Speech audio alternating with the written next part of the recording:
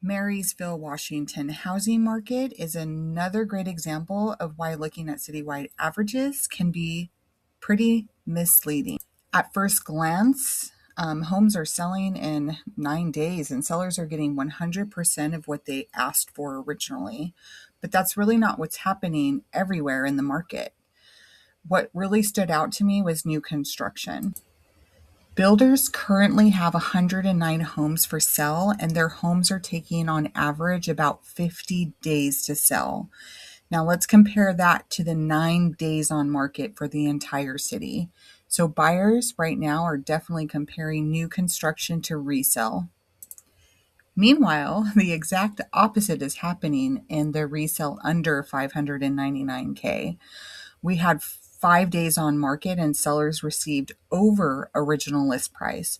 So buyers are still competing when affordable homes come out on the market.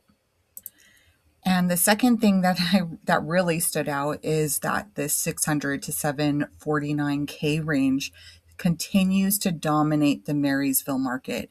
It had the most homes for sale, the most pending sales, and the most closed sales of any resale price point this month.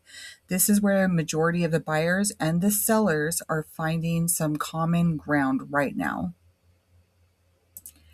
And when I look at the other end of the market, activity drops off quickly.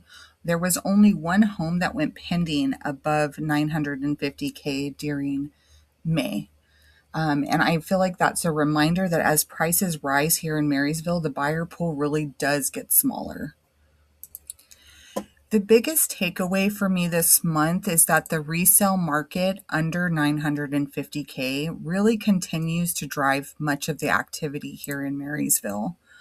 While builders are dealing with more competition and longer selling times.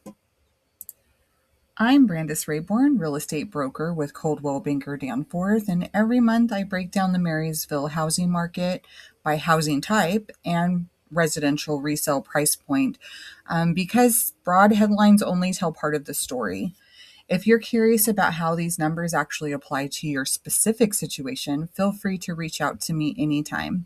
Thanks for watching.